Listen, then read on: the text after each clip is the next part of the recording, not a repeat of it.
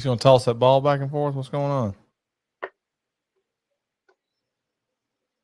ATGNAT podcast. He's Blake. I'm Ronnie. Today we're talking one of the greatest movies ever made.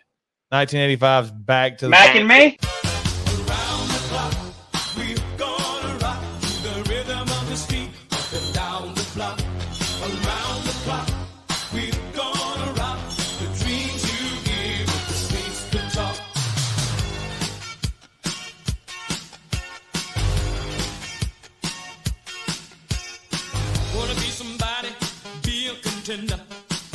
Gotta reach for the sky. If you want it, fight for it, or kiss it goodbye. It's make it or break it. Try to survive. Don't ever say never. Keep your dream. Back to the Future. I freaking love this movie. This is one of my top 5 movies of all time. And Wow, top 5, huh? Top 5. Back to the Future is a top 5 movie for me. It's right in there with Halloween and Jaws. And don't ask me what the other. And Terminator 2.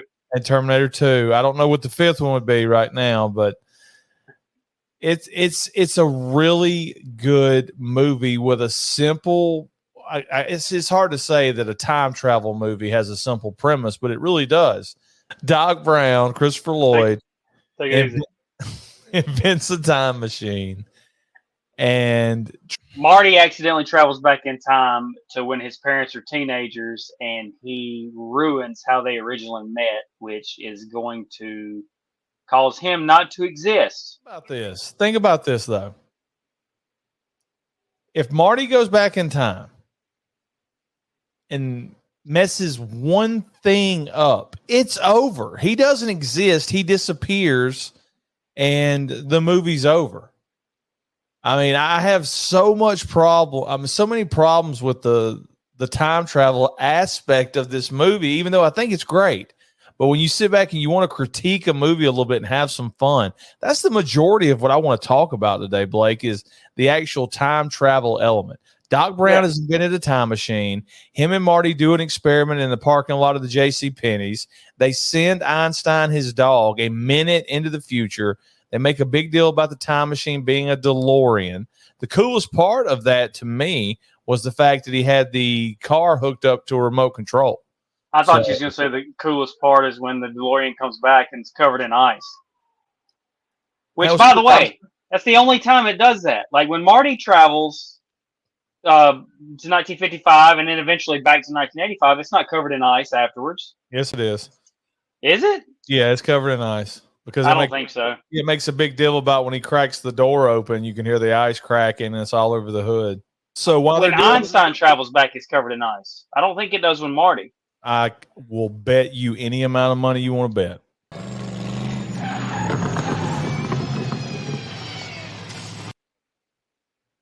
In fact, about a hair versus hair match. Hair versus hair match.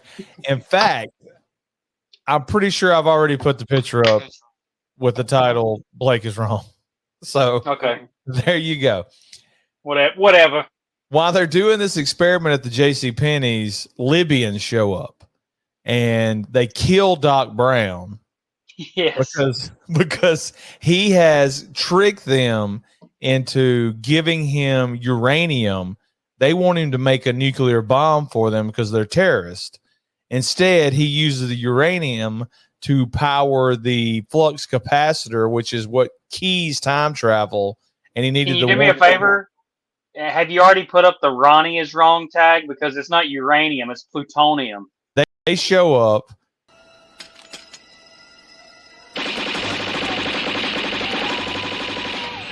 Doc Brown pulls a pistol out that doesn't have any bullets in it, or he doesn't know how to fire it. He throws the gun away. The dude empties the magazine of the AK into Doc Brown, killing him. Marty jumps in the time machine. The terrorists chase him. And before he knows it, he gets up to 88 miles an hour, which is the magic speed that's needed to activate the time machine. The only problem is when he shoots back to 1955, He's stuck there because he left the plutonium in 1985.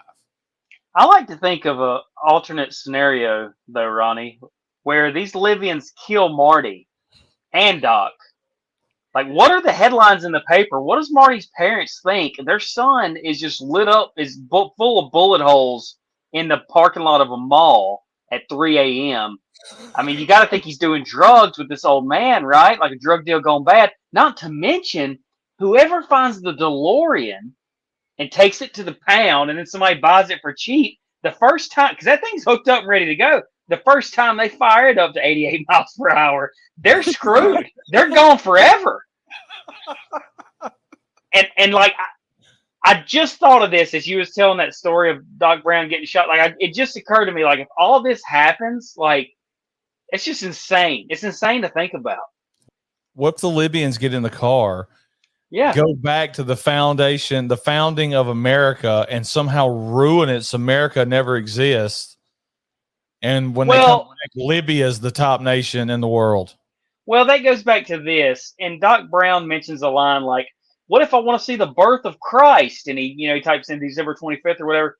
Dude, how are you getting to the Middle East? When you go back in time, you're going to be in Hill Valley, California. It don't matter what year you type in. What year is it? It doesn't matter. Are you going to drive to the Middle East from California? Dude, you're still in the U.S. You ain't witnessing nothing. You're right. He would have went back to the site of that mall. Right. And in year zero. He chose that place because he said it was open countryside. But at the same time, what if he just centered up a tree upon entry into 1955 and just destroyed the car? Yeah, like if the car that's another good point. Like, and I think at one point he crash into a theater upon reentry or something like that. When he comes back from 1955 to 1985, he ends up crashing into the XXX porn theater in the middle of this town. Let's real quick, and we'll get back to the time travel stuff. Let's talk about this freaking town. The movie opens up, and it was a staple of the 80s where there's tons of commercials where people would be either playing a guitar in front of a giant speaker and it would blow their hair back. Or I think there was a commercial where some rich douchebag was sitting in a recliner and he turns his speaker on and it just blows his hair back while he sips his drink or something like that. So, of course, Marty goes over to Doc Brown's to start this movie off, and he hits the guitar one time and the amp explodes and blows him way back to the other side. But a couple of things while this is going on that I've never noticed until here recently, they talk about missing Libyans or missing plutonium on the news while he's getting everything warmed up. So, and then in the background, when he's talking to his girlfriend, Jennifer, you can see the Libyans' van by the courthouse. So this movie does a great job of making you notice the details. Like, I guess, like I said, I'm not a very observant movie watcher. The first time I watched this movie, I never noticed that when they go to the JCPenney's for the experiment, it's the Twin Pines Mall. But when he goes back in time, when he has to go back in time, he crashes into a barn. And looks like an airplane. The old man, by the way, is Old Man Peabody. He's the grandfather from Silent Night, Deadly Night 1. You know all about Santa Claus. He brings presents to all good boys and girls. Your daddy told you that. He's just sitting there like in comatose state, and he looks over and says, "You know what Christmas is about? Santa Claus is going to kill you." Anyway, he shows Great up. movie. They think it's an alien from outer space. And as Marty's escaping while he's trying to shoot him with the shotgun, he runs over one of the pine trees. So at the very end of the movie, when he gets back to the mall again after he's came back to 1985, it's no longer the Twin Pines Mall. It's the Lone Pine Mall. And I thought that attention to detail is amazing to me. Okay, so speaking of that, I'm glad you brought that up. So as he changes things in the past, things are changing for his future, right? Like the picture he has, people are fading away. As soon as he runs over that tree, that changed everything. And when Doc goes to play that videotape from Marty's camcorder, Doc still says, "I'm here at Twin Pines Mall." That tape should be erased.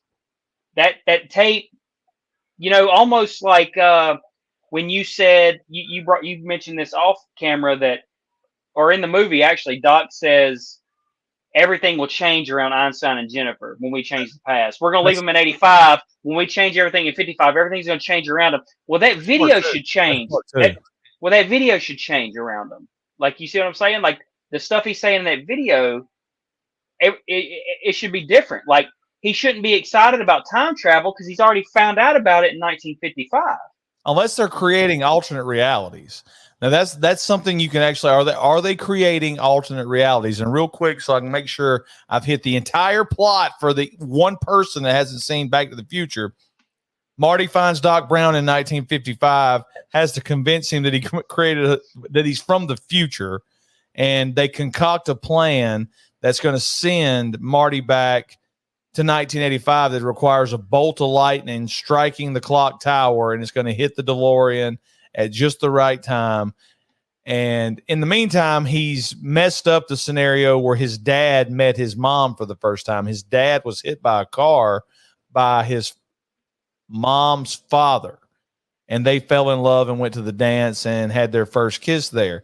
Well, Marty runs into his dad early on in a diner while he's trying to find Doc Brown, and then follows his dad around and sees him up in a tree being a peeping Tom. He falls into the street. Marty shoves him out of the way, and he gets hit by the car. So the rest of the movie is Marty trying to figure out how to get his dad to fall in love with his mother so he'll exist. And how he doesn't exist is he keeps looking at this picture of his loser brother Dave that works at McDonald's. And his Burger King. Is it Burger King? Burger King. Burger King. His flame broiled. His fat sister Linda, and him in a picture. And the reason they know he's screwed up time is Dave's head's missing. And then the middle part of Dave's body's missing. So here's my thing. And I know they did it for dramatic effect, but wouldn't Dave just completely disappear from that picture? I mean, you would think so. You would absolutely. And wouldn't Marty disappear first? Like, he's the last. Dave has to be made for Marty to exist. You see what I'm saying? So, like, if you're going to take away one by one, wouldn't it start with Marty?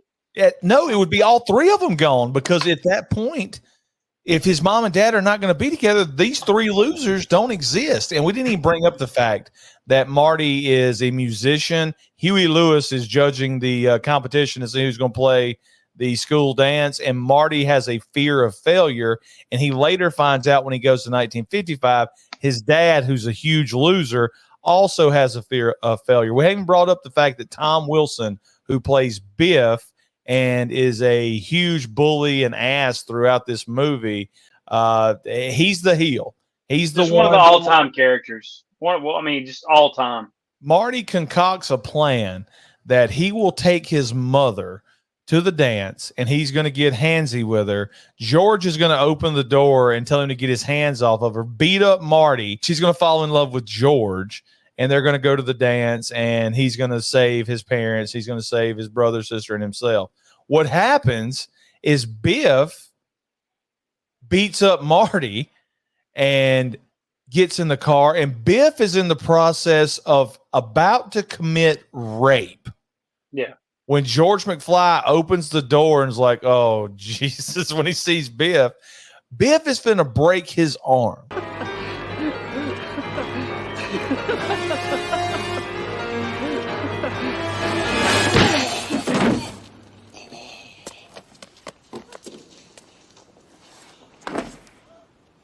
And George McFly, the hero moment of the movie, punches Biff in the face, knocks him out, takes Lorraine by the hand. They go to the dance. Meanwhile, Marty got shoved into the trunk of a car by the guy from Titanic. And Marty has to play the guitar. They do kiss. Marty's looking at the picture. Marty's at one point, his hand's disappearing. Marty's looking at the picture. Marty goes back to the car. He gets the hell out of there. The lightning strikes the DeLorean right at the exact second they needed it to.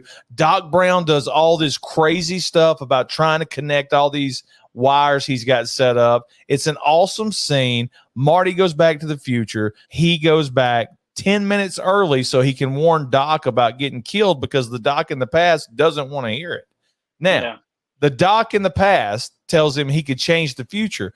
But now let's get to the time travel stuff. Doc Brown in 1955 now knows he creates a time machine. That's the biggest thing he can tell him. Not, hey, you're going to get killed by Libyans. You know, he failed in 1955. And by the way, like, and I get why they did it, but it kind of reminds me of that Han Solo movie. You know, how you and I had a problem with, like, everything we know about Han Solo happens in that 1 week that the movie takes place. So everything we learn about Marty and his family happens pretty much in these 2 days that he goes back in time. The dance, getting hit, George getting hit by a car, the clock tower being struck by lightning, just all that stuff happens. So that's one thing that bothers me about it. He fell down in 1955. Doc Brown did, hit his head, came up with the idea for the flux capacitor, but he didn't invent time travel with that. He didn't realize what it was for until 30 years later. Now he immediately knows in 1955 it works and what he needs. So why wouldn't he invent it sooner? And then Marty's looks up Doc Brown in a phone book and goes, "Oh, good, you're alive." Why wouldn't he be alive, Marty? Well, can we go back to 1985 and talk about this that this Hill Valley town? It has a XXX theater right on Main Street. And we're talking a small town. There's trash everywhere. There's homeless people. When Marty goes to the high school, we ain't brought up Strickland yet. You've got a real attitude problem, McFly. You're a slacker. You remind me of your father when he went here. He was a slacker, too. Why even bother, McFly? You don't have a chance. You're too much like your own man. No McFly ever amounted to anything in the history of Hill Valley. Slacker. So he just pretty much calls Marty. He says your whole family's losers at the beginning of it. The school on the outside is spray painted everywhere. What the hell happened to this town that makes it such a pile of crap? 70s, man. No, it's not the 70s. It's the fact that Goldie Wilson is the mayor. You're blaming it on Goldie? I'm blaming it on Goldie Wilson being the mayor. When he goes back to the diner in 1955 to get that phone book page that you were just talking about, there's a guy in there sweeping floors, and he's like, "Yeah, you're going to be mayor." And he goes, "Mayor." So if you look at Hill Valley in 1955, it's a utopia. It's every town USA. It's great. And 30 years later, it's the butthole of America. So you tell me what went wrong between 1955 and 1985, and I'm circling it on my pad right here. What went wrong is Goldie Wilson being the mayor. He's obviously not up for the job if he let the town get in this kind of shape. So am I to believe that Marty is the reason Goldie is the mayor? Like, him putting that in his head in 55, that's the reason he's the mayor? Like, is Marty responsible for that? Is Marty responsible for time travel, period? Is Marty, I mean, does Doc Brown even think of the idea of time travel without Marty saying that to him in 55 and then Doc taking 30 years to invent it? Is Marty responsible for skateboarding? I mean, did he invent all this stuff? Is Marty responsible for the wave of music, the Johnny B. Good? Charles, Chuck, this new sound you're looking for? Marty goes back and Doc gets shot again because the car goes completely dead, covered in ice when he pulls out, and he has to run to the mall, now the Lone Pine Mall, where he gets to see Doc get shot and him go back in time. Here's the thing. The Libyans crashed their van into a photo hut. So when Marty's running down onto the scene after that, right, shouldn't they be getting out of the van like mad? Oh, yeah. They were going through Doc's van and stuff and, checking his pockets, trying to get their stuff back because he sold them bad Coke or whatever. He took their plutonium and didn't build them a nuclear bomb. Instead, he just made his time machine. Here's the deal. Speaking of the photo hut, have I ever told you a story about Kodak? No. So Kodak was, obviously a monster when it comes to cameras and film, right? Just dominated ever since like the 1930s. So they're based out of New York. They got like 60,000 employees. They're rocking and rolling. They're number one in everything. A guy in 1975 invents the digital camera. He invents the digital camera in 75. And the bosses, the board is like, hey, this is great, wonderful, but it better not ever see the light of day. We're in the film business. We need people to go get their film developed. This will put us out of business. Is this true? Or is this kind of dirty ass joke at the end of it? They put it on the shelf. The patent runs out in the late 90s, early 2000s. And the rest is history. Now Kodak has had to sell all kind of parts. They have less than 1,000 employees, and they had to sell all kind of parts of their company. I'm pretty sure they're only making printers right now. But yeah, that's true story. And I don't know why I brought it up during Back to the Future. Oh, you mentioned the photo hut. Does Doc Brown search out Marty now earlier? This guy just changed my life. This kid changed my life. So, come 1971, 70, I don't know. There's so many questions you can ask about this movie. It's a fantastic movie, but there's tons of questions and problems. I'm going to go with the theory that they created alternate realities. And what I mean by that is the original 1985 is where Marty left from and Doc Brown died. By going back in time, you brought it earlier off camera, he has now changed not only his father, but also his mother's entire life. They are miserable. She's an alcoholic at the beginning of it. He's still being bullied by Biff. And when Marty goes back and wakes up the next morning, his dad is successful, an author. His mom is happy. His brother, his loser brother that worked at the Burger King, is now in a suit. His fat, ugly sister is now taking calls from guys, probably Meg. And his whole life is completely different. And he has a brand new truck. Now, I'm going to ask about that truck real quick. And not to mention Biff is now a major P. Ask about the house. Like, if they're all so successful, why do they live in the same house? I get they had a furniture upgrade in the living room, but the neighborhood's TV upgrade. The neighborhood's still a pile of crap. Exactly. So why are they still? He's a successful author, successful everything. Why are they still in that house? Like, everything should have changed. Tell me the two Martys theory again. So I read something earlier, and it's a mind F, man. It's really hard to think about, but when he comes back from 1955 and gets to the mall, now there are two Martys in 1985. The issue is the Marty that's there currently as he's come back is a completely different Marty. That's Marty 2, who was raised by these successful parents because he changed everything in 55. So who knows when he goes back in time that he's going to have the same decision making that original Marty had, because he's got a whole different mentality. He was raised by winners. Blake, here's the deal. Everybody's seen Back to the Future. Everybody's seen Back to the Future 2, or everybody's seen Back to the Future 3. So here's what I want to do. Our next video, I want to spend just talking about timelines. The time travel mistakes from part 2, from part 3, and from part 1. We'll have we'll call it something. Okay, but I want me and you discussing all the time travel, not only mistakes that we think, but also what they screwed up and what could have happened by them alternating and changing history. That's going to be our next video, no matter what. No movie review. We're going to talk about as much of a movie review as you got here. We're going to talk the timelines of Back to the Future in the next video. Yep. Anything? No, I'm sorry. I was just going to say, guys, like this video, comment down below, give us some more theories, give us some more stuff that you've read or that you've thought of about Back to the Future. Talk to me and Ronnie about this alternate realities. Is that what you're saying? I think talk about Marty 1 and 2. Talk about all the mistakes. Is Ronnie wrong saying that Mexicans date fat people? Let's hear it down below. You said that. No, I We didn't. talking about edit. You didn't say edit earlier. I cut it out. So here we go.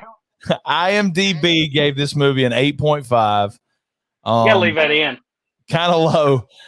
Rotten Tomatoes, you got a 97% on the tomato meter and a 94% from the audience. What 6% of people didn't like this movie? Are you kidding me? 3% of critics didn't like this movie. Those should take you shouldn't be allowed to be a critic. I want to know what their top 5 movies are.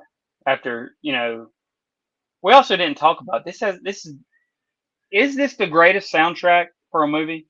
Absolutely. I don't think it's the greatest soundtrack for a movie as long as Footloose exists. But I do think as far as original score and hits in the soundtrack, it's got to be top 3, right?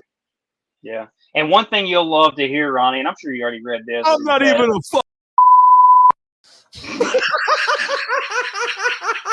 Chooch. What's his name? Chooch? No, that Chooch is the guy they want to fight. Okay. So one thing you're going to want to hear besides that filth that you just let out is that Robert Zemeckis and Bob Gale have it in their contract or /will/ whatever. As long as they're alive, there cannot be a sequel, reboot, or remake to this movie. It never needs to be rebooted. This was what a simple concept. The way they thought of this movie, and by the way, it was rejected for years before it finally got approved. Bob Gale just said, "I wonder what my dad was like in high school, and I wonder if we would have been friends." What a concept! Like what an idea to spawn off that, man. Just incredible. I don't think I'd ever want to. I think this is one of those movies, and it's another video idea. Movies that should never be remade. That's a really good one. Yeah. Yeah. Mac and Me. Yeah, Mac and Me. I'm so glad when he blew that bubble at the end of Mac and Me and said, "We'll be back." I'm so glad they didn't make a sequel. Talk about just ruining a perfect movie. This movie is as close to. I just perfect. don't. It's as close to perfect as movies are going to get. I know we just picked apart the time travel aspect, but that's just us being us. But hey, you want to talk about Eric Stoltz? God, he's in this movie. We didn't even cover that. He's driving the car during the mall scenes in the beginning. He did 6 weeks of this movie, and then they fired him because they didn't like his acting. So he almost broke Biff's collarbone during the lunchroom scene. The guy that plays Skinhead, that's his actual nickname, one of Biff's cronies in 1955. He's the guy that goes, "Hey, this dork's wearing a life preserver." He was originally cast as Biff Tannen, but Eric Stoltz was taller than him. So they had to get somebody taller. So they went with Tom Wilson. Then Eric Stoltz got fired, and they brought in Michael J. Fox, and the guy that was the original Biff Tannen was way taller than Michael J. Fox, so he could have got the role. Along with everyone else. It could have changed his life. And because Tom Wilson didn't do anything with the legendary movie character. Iconic. Oh, yeah. All time. He did go on to be the PE coach in Freaks and Geeks, so that's about it. He did Hey, our boy Dave from our last review. What was the movie? Summer School. Dave's in this movie. Yes, he does a dance scene. Tom Wilson did go on to do the Turner and Hooch TV show on NBC. I'll have to check that out. We'll review it. All right. Anything else? Nah, man, this was fun. Back to the Future. It's always a fun watch. It's always a fun discussion because there's just so many theories out there, and it's a movie that I don't think ever gets old. So it's always fun to talk about. Yeah. Like, comment, anything we screwed up on, because this was rushed to an extent, and that's my fault. Let us know. Let us know. Interact, baby. Anything we didn't talk about, anything we missed, hit us down below. Guys, Blake, anything else? Nothing. See you guys later.